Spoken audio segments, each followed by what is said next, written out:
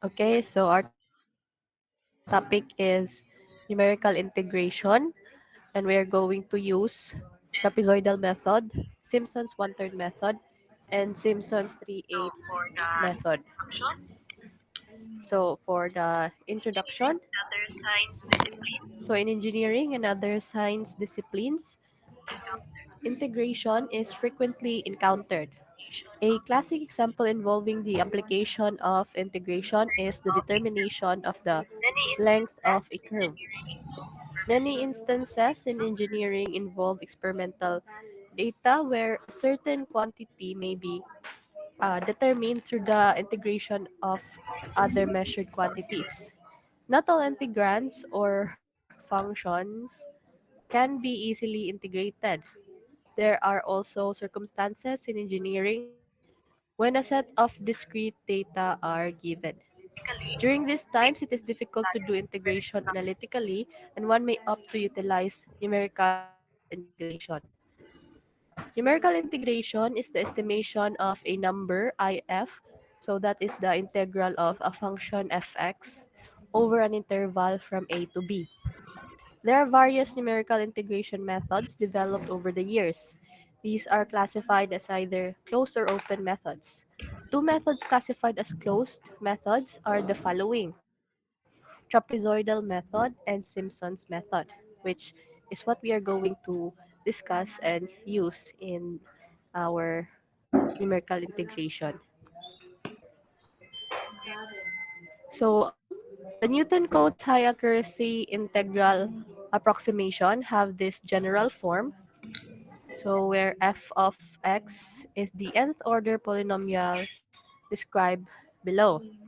So graphical depiction before we proceed. So we have here our function. Then we'll have values a and b. So uh, from these 2 points, we'll use to connect them, and then we'll have different formulas to solve for the integral with your limits. Okay, so an example algorithm before we proceed with the first one. This is just example. So the following algorithm may be used to make a program to calculate the integral of the function by using the composite trapezoidal method and composite Simpson's method. So you start, second you input the variables, functions to be integrated, lower limit of the number of desired subintervals. Then you calculate the width h. So h is the width here from A to B, or if you're going to divide them into segments, so i-divide nimo sila B minus A over N. So h is the width or the distance between your points. So calculate the value of the integral using equations. There are different equations for the different method and end. Okay, so let's proceed with the first one.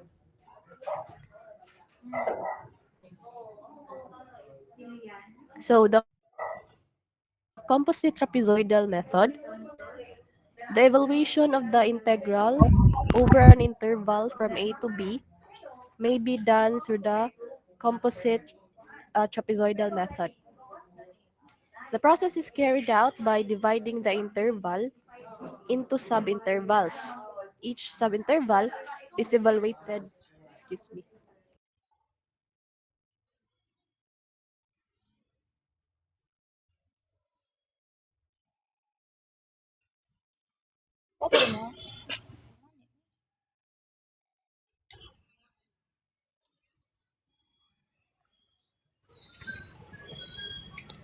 Makita.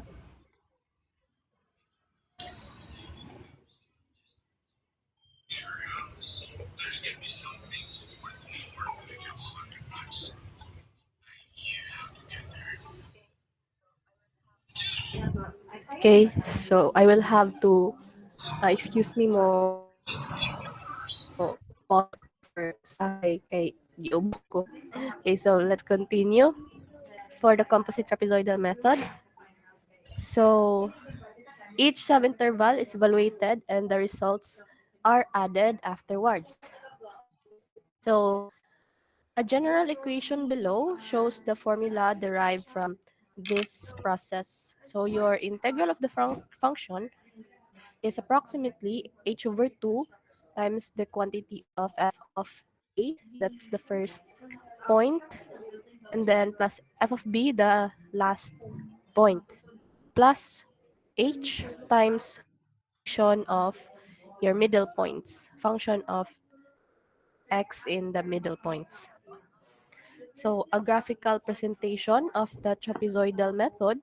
So you have here from point A to B, then you divide them into equal intervals. That's your H. And then you're going to connect, or the formula for the method is going to connect these points and solve for the integral of the function. So a single application of trapezoidal rule have this formula. So the single application meaning you have only one segment. So kanilang for example kaning trapezoid that is one segment. So you will have 2 points lang, that's your point A and point B. So you don't have in between points. So just the first and last point. So this is the formula for the single application. So I is equals to B minus A times the quantity of f of A plus f of B over 2. That's for a single application. And for the multiple application of trapezoidal rule, so you will have to divide your points A to B into equal interval. So your H is equals to B minus A over N, where A is the lower boundary value limit, B is the upper boundary value limit, N is the number of equal segments, kung pila imong gusto nga segments. So more segments, more accurate answer. And then H, that will be your equal spacing between the segments. Okay, so a graphical depiction, so you have your points A to B, and then divide them into n equals 2 or two equal segments. So this is your two segments, and you'll have your H equal uh, distance between the points. So you'll have three data points from your two segments. You have x0, x1, and x2. So if you're going to divide them into three equal segments, so you have here three segments and then four data points. So you have x0, x1, x2, and x3. So for the multiple application of the trapezoidal, so you have multiple segments. So you have I integral will be equal to the function of x from your x0 to x1 plus dx plus the function of x from your x1 to x2 plus the function of until pila na ka segments imuhang gamit. So the formula for the multiple application of the trapezoidal rule. So you have your integral equals h over 2 times the quantity of f of x0, your first point, plus 2 times the summation of your xi, where I is the middle points, plus your f of xn, which is your last point. So, katong single application ganiha, you don't have middle points for a single application. So, motong murag makancel raning middle. So, it's just like h over 2, f of x0 plus f of xn, or first and last lang nga points. So this is the formula for the multiple application. So for example, so an example for the trapezoidal. So estimate the function from x equals 0 to x equals 8 using trapezoidal and multiple application trapezoidal rules. You have your function f of x is equals to 0.2 plus 25x minus 200x squared plus 675x cubed minus 900x raised to 4 plus 400x raised to 5. So if you're going to use the classical method to check for the integral, this will be the value.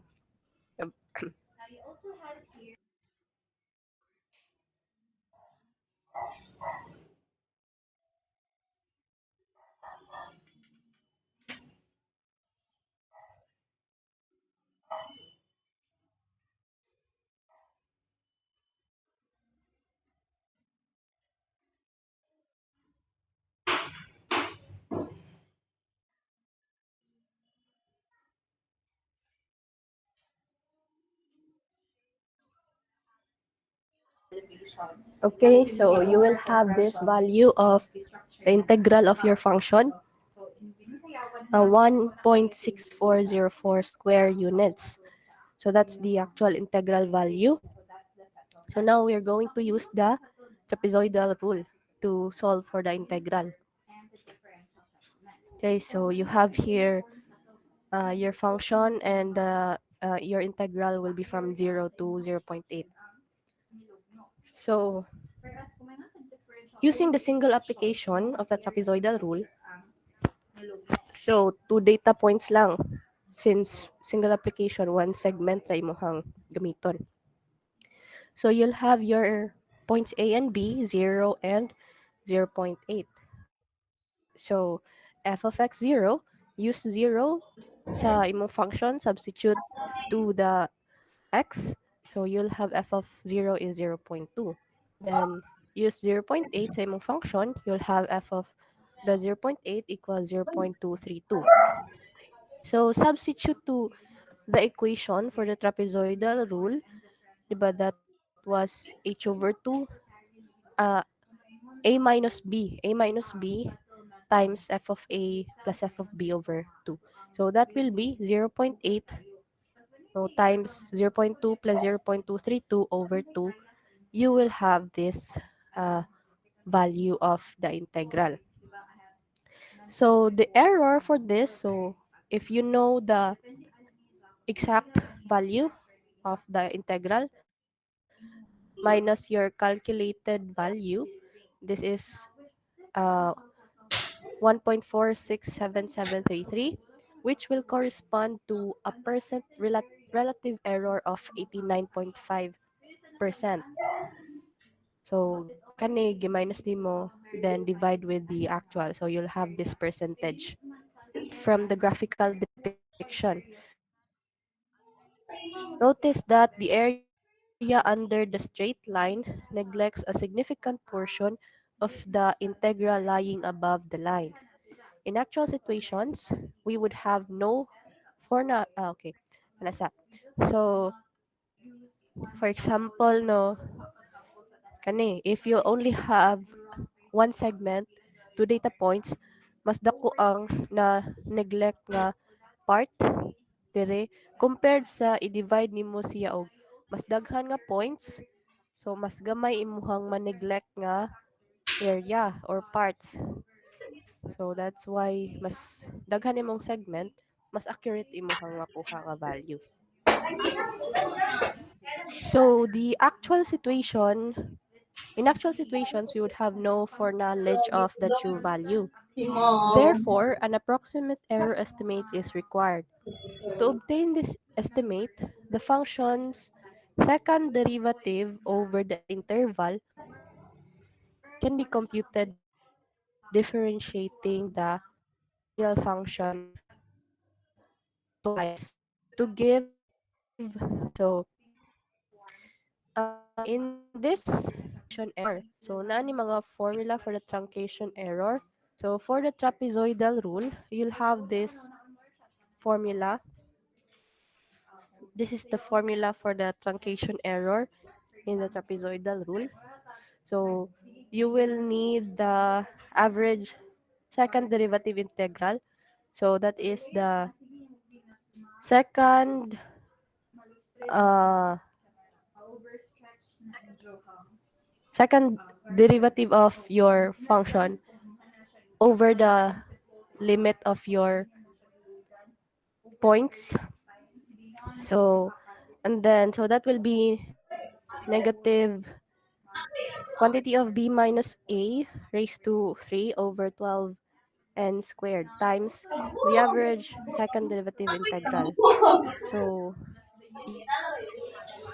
using that, imong i-add, imong makuha nga value ani. For example, kani, imong i-calculate and then add that to your calculated nga integral. It will be closer to the actual value. In that, lahi-lahi po ang formula for the truncation error for the different methods here. So the second derivative, so you have here over the value of the limit. So mo na siya. Then you're going to use the formula. You will have a value of the truncation error, okay, so which is the same order of magnitude and sign as the true error. So a discrepancy does exist, however, because of the fact that for an interval of this size, the average second derivative is not necessarily an accurate approximation of the second derivative of the function, the equation. Thus we denote that the error is approximate by using the notation, so the your error rather than the exact by using katong this. Okay. So we'll show this more detailed sa following example.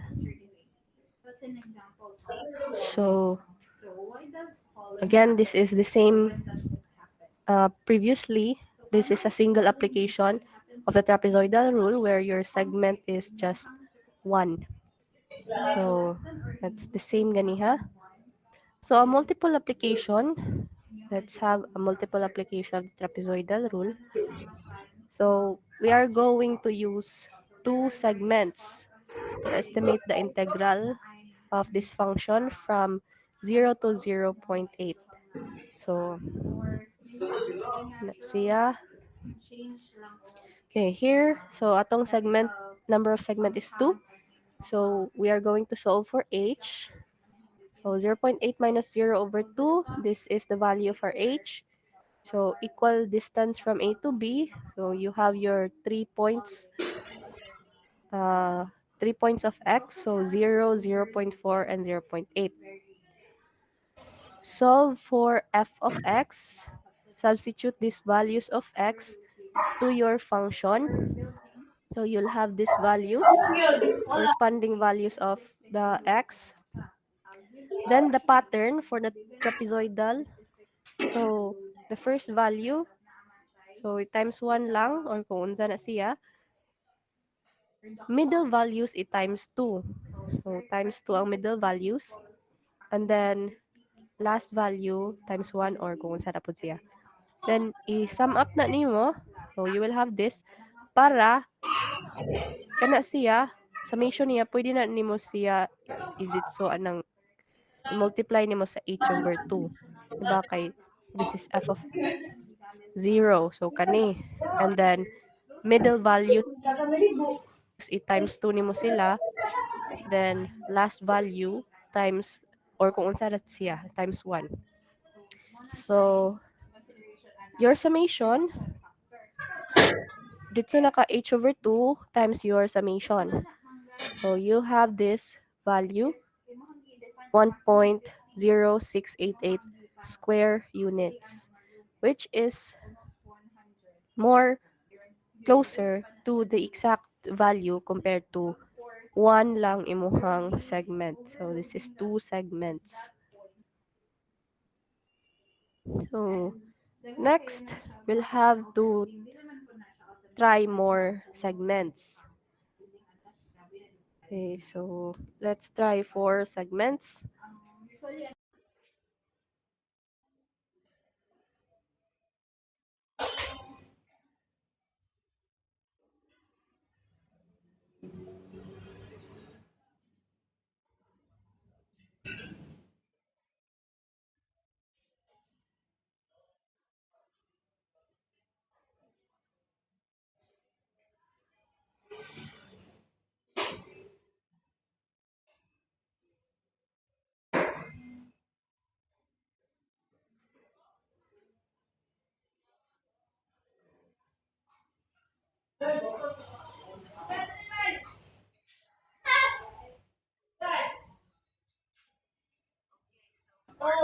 Okay, so four segments ta. So your n is equals to 4. So h will be 0.8 minus 0 over 4. You'll have this value of h. So imuhang x points. So your points from 0 to 0.8. So your equal interval between them is zero point 0.2. So you have these values 0.2, 0.4, 0.6 between. So solve for f of x, substitute these values of x to your function. So these are the values of f of x corresponding to these points. So trapezoidal pattern. So again, you have this formula. So ang first value times 1 lang and last value times 1. Middle values of the f of x, it times 2 nimo sila. So you can sum this f of x. So you have 14.848. So the value of the integral is h over 2. So 0.2 over 2 times 14.848. So you have this integral 1.4848 square units. So more closer to the actual compared to two segments. So how about daghanon pa gyud atong segments? So we'll have 8 segments. Okay, so here we have 8 segments, n equals 8. So our h, or the interval between the points, so 0.8 minus 0 over 8, so you have 0.1. So you have these values of x in zero point 0.1 interval.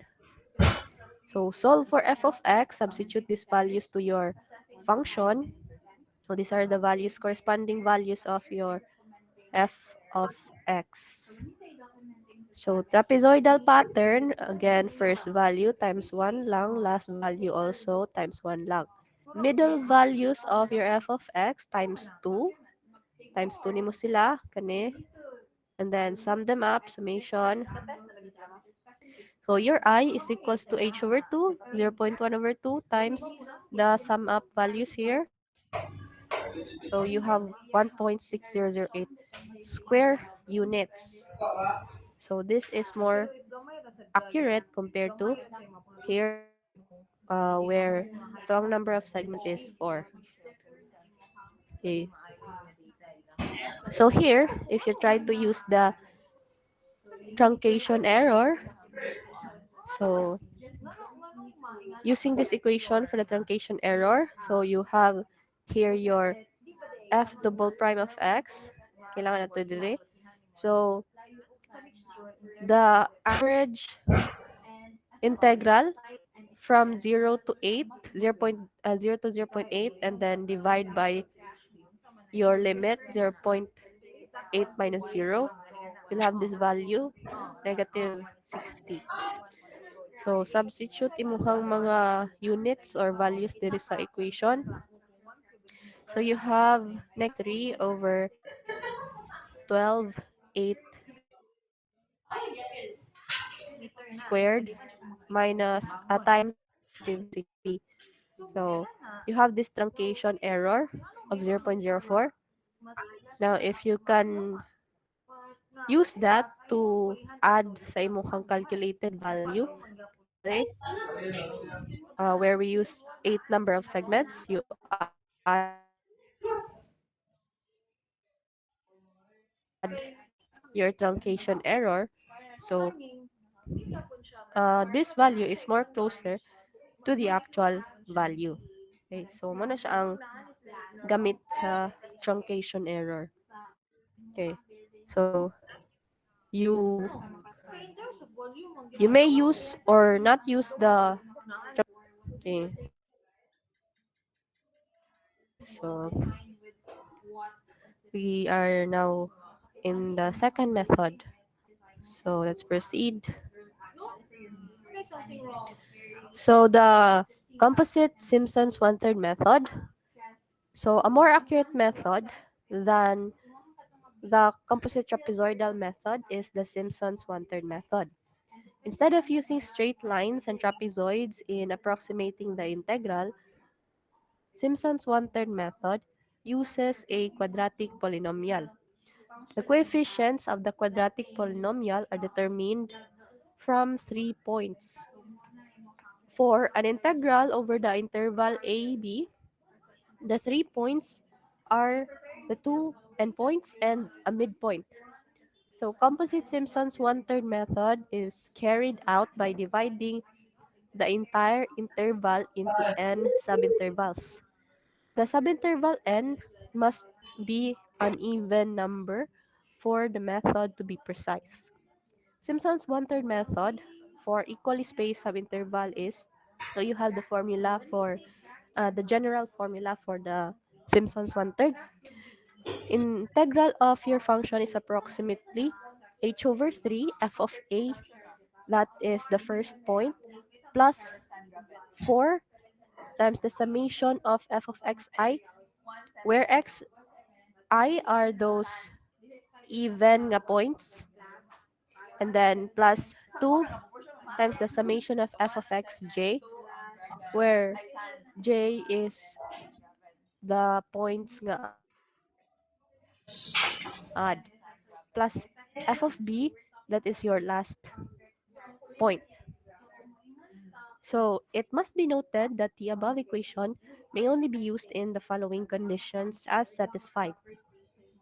So first, the subinterval are equally spaced, and two, the number of subintervals within the entire interval AB is an even number. So ang composite Simpson's one-third method mas accurate siya compare sa trapezoidal. But ma-apply ra nimo ang Simpson's one-third for an even number of segments or katong n. Dapat even imuhang number of n. So you will have, kung even imong number of n, so ang imong number of points is odd. So if you have two number of n, diba, two number of segments, you will have 3 data points. So if you have 4 number of segments, you will have 5 data points. So applicable na siya sa ingana.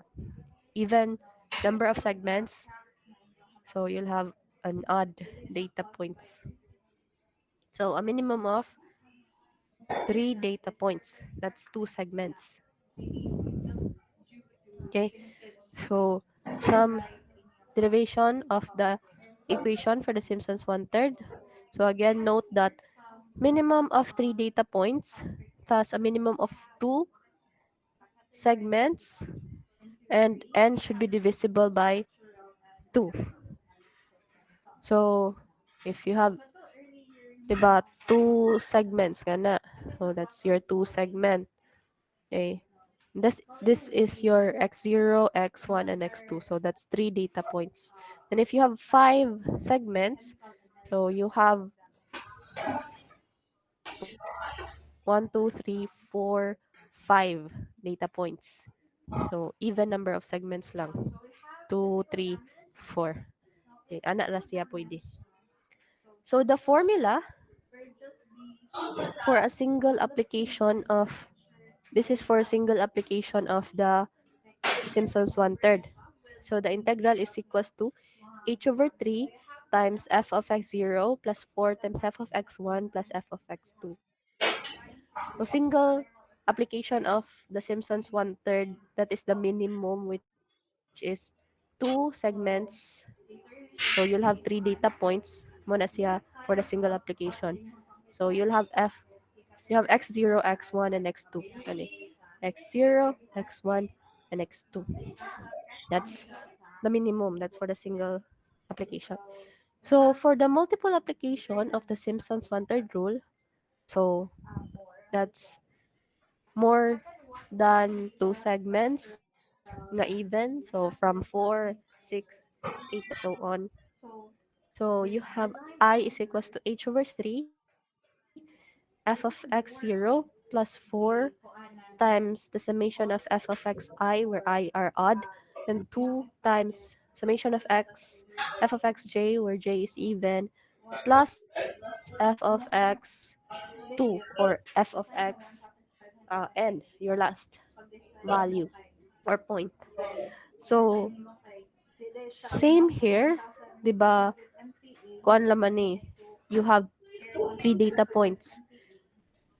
So, ani de pod is magsugod ka og count sa first ni mga point as x0. So, x1, x2, x0 ang first. So, the next one, kani x1, that is sa odd. Okay, 1 man siya. So, you have x3, x4. So, kani sa even. So, sa odd, sa even. So, diri, di ba sa single application, pariharap na dili sa multiple since sa single application, you will only have three data points. So, kani first, so f of x0, last naman ni, so kanira imong middle point which is odd. So, murag makancel ra ni, you will have this for the single application. Okay, so, this is the general or the multiple application for the Simpsons one-third. Okay, so, and then another formula for the truncation error.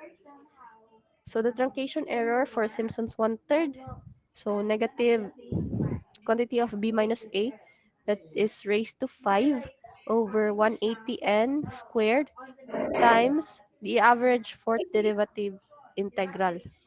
So that's f ano, kaupat nga derivative integral. So we'll have an example for the Simpsons one-third. Okay. So the same function sa atong previous method. This is the same function and still from 0 to 0.8, but using one-third Simpson's rule. So again, recalling the value for the actual integral. So you have that. So first, for the single application of Simpson's one-third rule. So single application, same lang idili.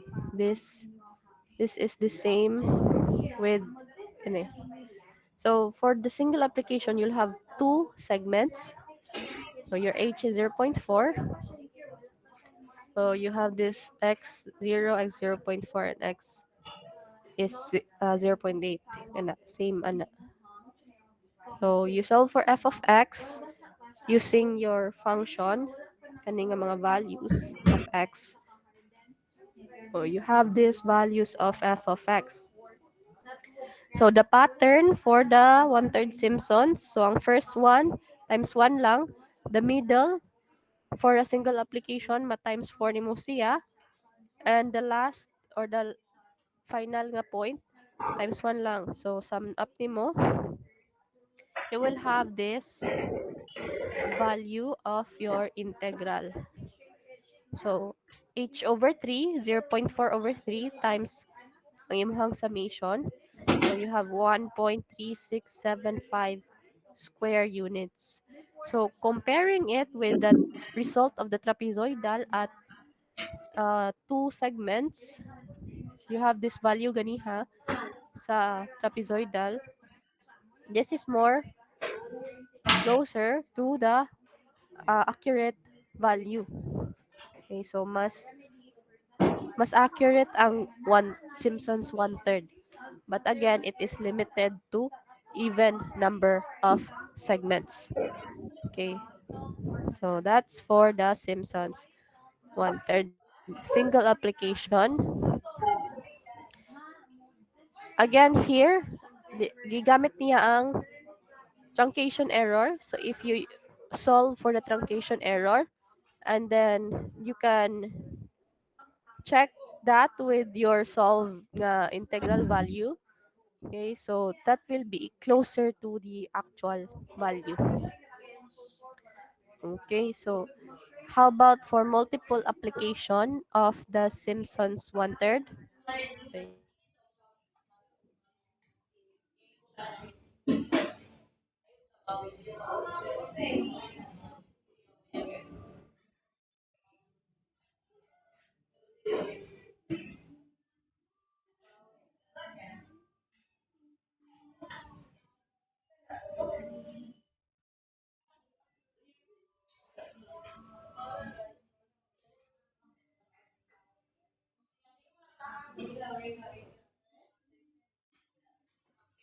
Okay, so for multiple application of the Simpsons one third, so we will start with four number of segments. So even raman ang pwede sa Simpsons one third. So if we have four number of segments, so our H will be 0.8 minus 0 over 4, so 0.2. So we have these values of x with 0.2 as their interval between them. Okay, so same ra na dire. Same ra na. Solve for the f of x using this value of x, substitute sa imuhang function. Then, one-third Simpsons pattern. So you have, okay, so what mo, ano, this is your x0, x1, x2, x3, and then x4. So the first one times 1 lang. This is odd. Your x1, so times 4. x2, that's even, so times 2. x3 is odd, so times 4. Then the last one times 1. So pattern lang sa one-third Simpsons. Summation of f of x. So you have this. So your integral is equals to h over 3, 0.2 over 3 times the summation 24.352. You have this value of your integral. So comparing with the trapezoidal ganiha and the four segments, this is the result. This is that one-third Simpsons is much more closer to the actual compared sa trapezoidal. So, okay, so last pa jud if we have 8 number of segments. Okay, so the previous example ganiha illustrates that the multiple application version of the Simpsons one-third rule yields very accurate results. For this reason, it is considered superior to the trapezoidal rule for most applications. However, as method previ- as mentioned previously, it is limited to cases where the values are equispaced. Further, it is limited to situations where there are an even number of segments and an odd number of points. So consequently, as discussed in the next section, an odd segment even point formula, known as the Simpson's 3/8 rule, is used in conjunction to the one-third rule to permit evaluation of both even and odd number of segments. So again, mas accurate ang one-third Simpsons compared to the trapezoidal rule, but it is limited to even number of segments. So later, the last method that we're going to use, lahi pod siya. So let's continue sa here for the last example of the Simpsons one-third. So if we're going to use 8 number of segments, so our h is 0.1, pareha ganiha sa trapezoidal. So you have your values of x, so we can compare them and your solve for your f of x. And then the pattern for the Simpsons, one third. So again, you will always start with x0. Okay, so x1, x2, x3, 4, 5, 6, 7, and 8. So ang first times 1 lang, 1, that's odd. So times 4, 2 even, so times 2. So alternate ra times 4 times 2 times 4. 2, 4, and the last one times 1. So summation nimo sila, you will have your value. So formula for the 1/3 Simpsons, h over 3 times your value here, 49.184. You have this integral. Comparing with the result of trapezoidal, where you have 8 number of segments, this is closer to the accurate value.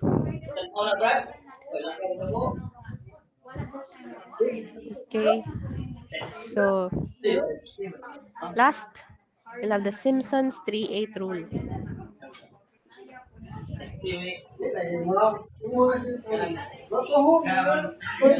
Kanang gamay ba? Ada, cellphone mo. So, wait, di ba type G? Type C. Kanang type C ba? Type B. Type B.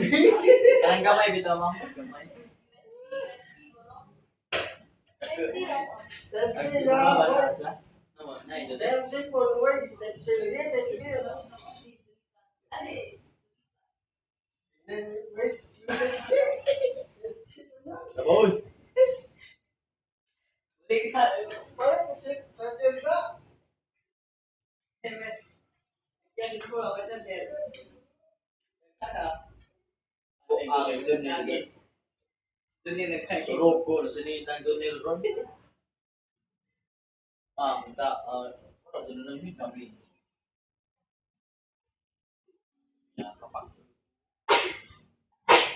Oh? Okay, now for the Simpsons 3/8 rule. So you have a note that minimum of 4 data points, thus minimum of 3 segments, and n should be divisible by 3.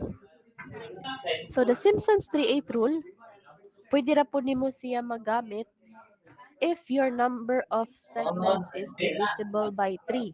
Balik So mga. that's a minimum of 3 number of segments. So number of segments lang nimo nga pwede sa 3/8 rule is 3, 6, 9 number of segments. So if you have 3 number of segments, so that is 4 data points. Okay, so you have here the formula for the single application of the Simpsons 3/8. So the single application, that's the minimum. So I is equals to 3h over 8 times the quantity of f of x0 plus 3 times f of x1 plus 3 times f of x2 plus f of x3. So again, mag-start ta sa x0. And then, kadtong mga multiple of 3, so 3, 6, 9, x, x3, x6, and 9. Mo to sila i-times nimo og 2.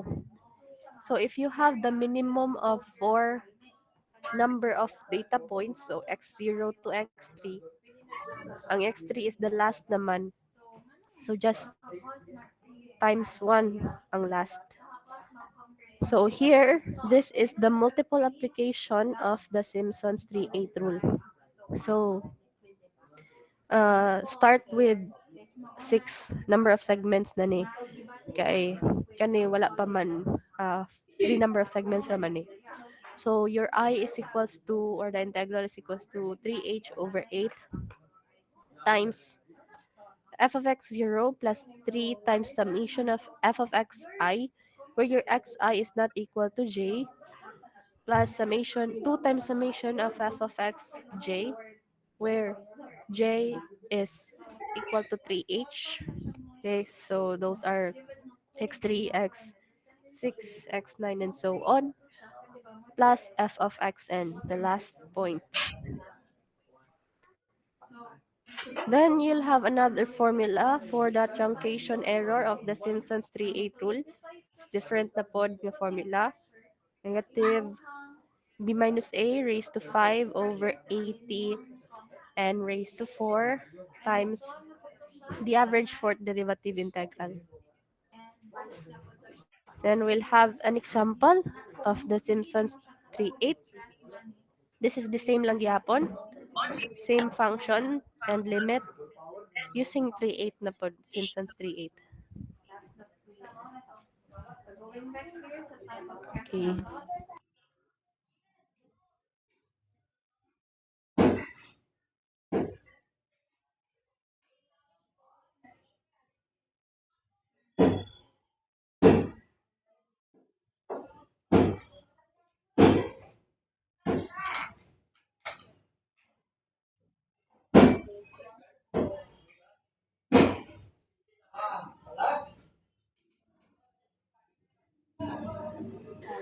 Okay, so first, we will use the single application of the Simpsons 3/8, where your n is equals to 3. So that's the minimum. So your h will be 0.8 minus 0 over 3. So this is your h. So this will be your interval. So you have these values of x from 0. So you add your interval 0.667, then add again 0.533, add again you will have 0.8. So equal gyapon sila nga interval. So substitute these values of x to your function. You will have these values f of x, then the 3/8 Simpsons pattern.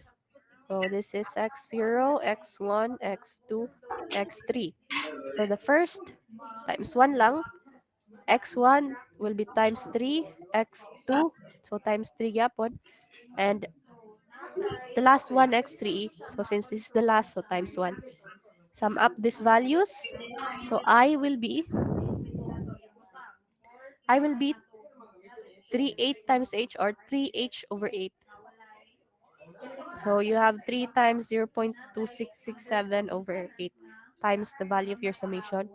You will have this value of the integral. So next, so again, only multiple of 3 ang atong pwede gamiton nga segment. So next will be 6 ang pwede.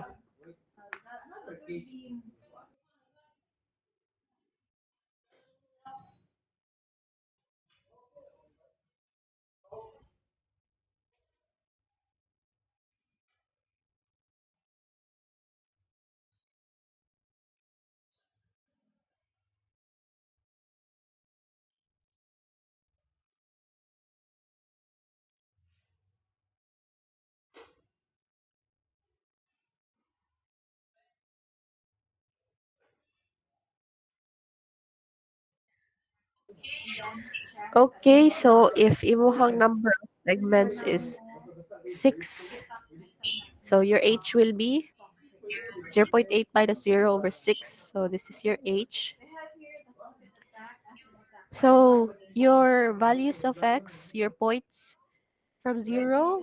So with this interval, so these are the x until 0.8.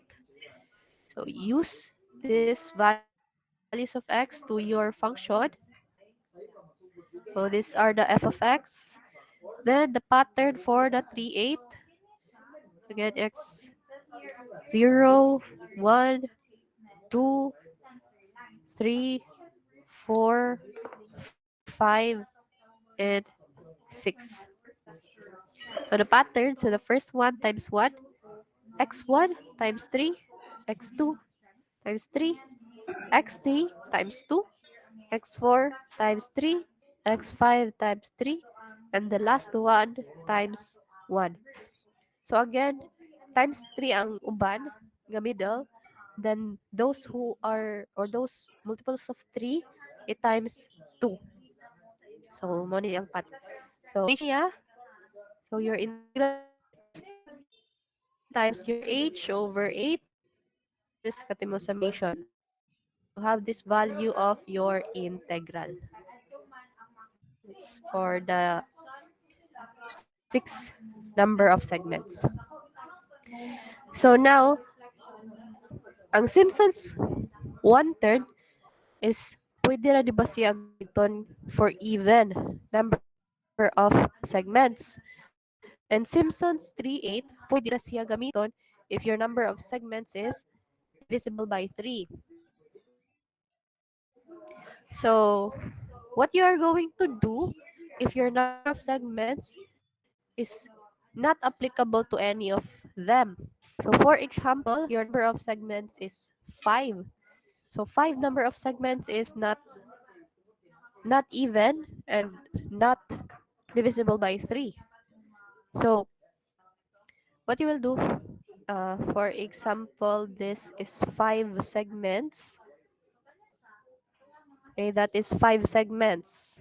So, that is 5 segments. So, 5 segments, yeah. Ang imong buhaton na is you're going to combine both the one-third and 3/8. So, for example, 5 segments. So, the first two, you can use Simpsons one-third. And then the last three, you can use Simpsons 3/8. So, mao na siya ang buhaton. Or pwede mo balihon, the first one, the first three, gamitan mo og 3/8. And the last two, gamitan nimo, saan ninyo pag-divide or pagbahin or pagtunga kung unsay gamitan sa one-third o unsay gamitan sa 3/8. Basta dili siya even and divisible by 3. So, pwede siya i-combine ang duha ka Simpsons. So, for example, here, example B, where you will have 5 segments. So, example 5 segments, application. So, imong H, if you have 5 segments, will be 0.16. So, mo ni imong values of X, ano sila, 16, 0.32, 0.64, and zero point 0.8. So, solve for f of x using those values. Okay, so muna sila. And then, apply Simpsons one-third sa first two segments. So, first two segments, 3 data points. So, kani siya magamit nimo na sila. And then, for the last three, apply 3/8 rule.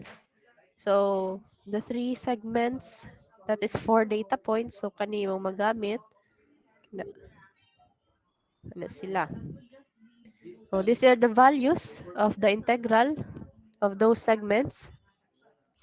So, the total integral is computed by assuming the two results, by summing up the two results. Okay, so i-add mo ning duha. So, you have this value of the integral. So, this is their error using katong the approximate. Then, you will have your last activity na gyud for the numerical integration. So, determine the integral from 0 to pi over 2 of the function. So, this is your function. And then, use trapezoidal, Simpsons one-third, and Simpsons 3/8. So, now, for this activity, so, kanila ang data or problem nga ihatag ninyo. For the other kailangan like pila ka number of segments. So, it's up to you. So, you make or you decide your own number of segments. You uh I also don't have an example presentation for the Excel or the other. So, depende ninyo kung saan ninyo pag-present using your tool, Excel or MATLAB or unsa to inyong gigamit. So, kamo na bahalag present kung unsa ninyo. Kanila ang ihatag nako the function and the limit 0 to pi/2. So again, the three method you present them in your activity. Same format gihapon, same contents. Okay, so that's all for this. So next week we'll have a quiz too. Topics are katong numerical differentiation and numerical integration. So that's our last quiz for this term. Okay. So,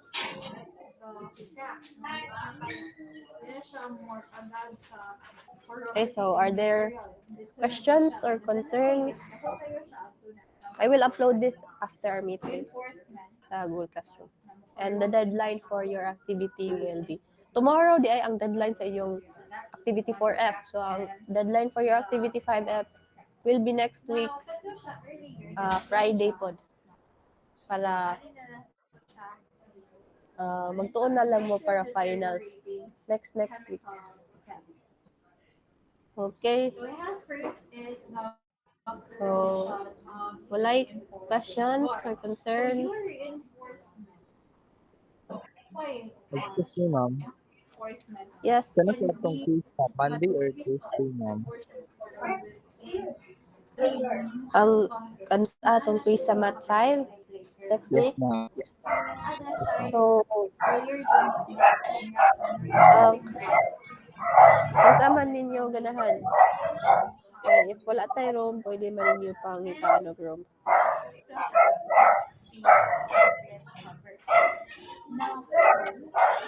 O, ano sa man inyong ganahan?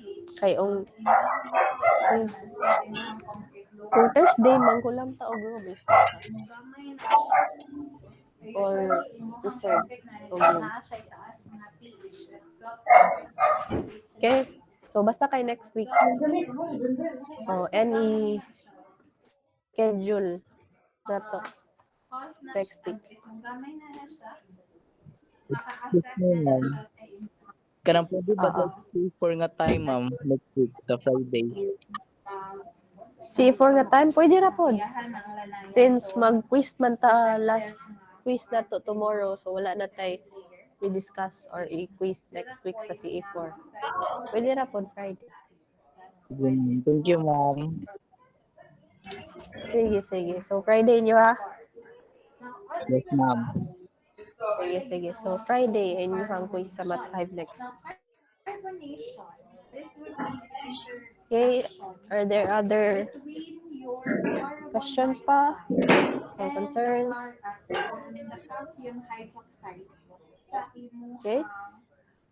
So if wala na, please turn on your cameras before we end our meeting. So for your attendance and documentation.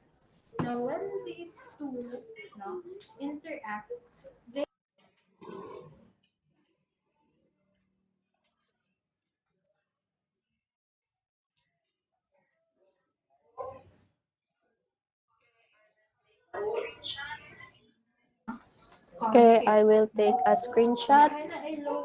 1, 2, 3. Another 1, 2, 3. Okay. So thank you. Thank you everyone. So you can now leave our meeting.